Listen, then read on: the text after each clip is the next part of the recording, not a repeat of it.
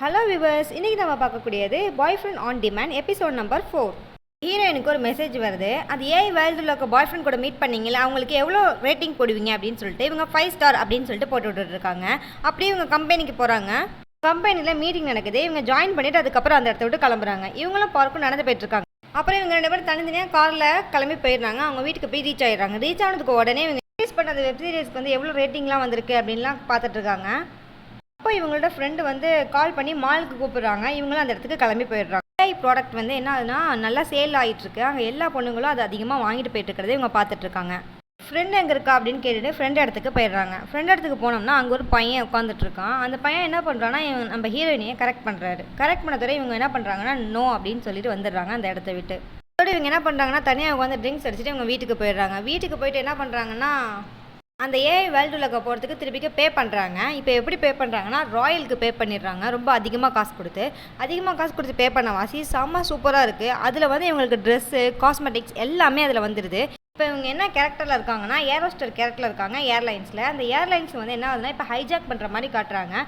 உடனே அதை காப்பாற்றினது வந்து நம்ம ஹீரோ வந்து காப்பாற்றுறாங்க. இதே மாதிரி பல பேர்கிட்ட வந்துட்டு இருக்காங்க. இப்போ எல்லா டீமே இவங்க வந்து பழவ ஆரம்பிச்சிட்டாங்க. இப்போ எல்லா பாய் ஃப்ரெண்டையும் நம்ம ட்ரை பண்ணி பார்ப்போம் அப்படின்னு சொல்லிட்டு ஒரு பாய் ஃப்ரெண்டை இவங்க அப்படியே பழவிட்டே வராங்க.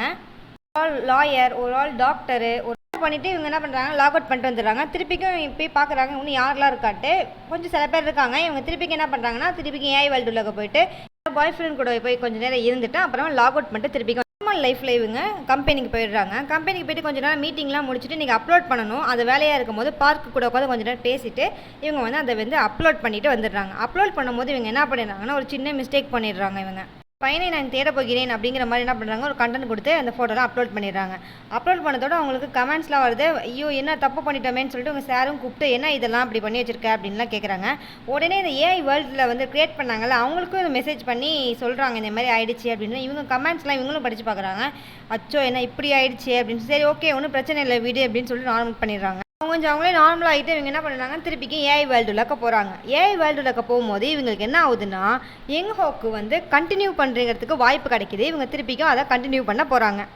இவங்க என்னென்னலாம் செய்ய போகிறாங்க அப்படிங்கிறத நெக்ஸ்ட் எபிசோடில் பார்ப்போம். மறக்காமல் என் சேனலை சப்ஸ்கிரைப் பண்ணிடுங்க. அப்படி ஒரு லைக்கும் பண்ணிவிடுங்க.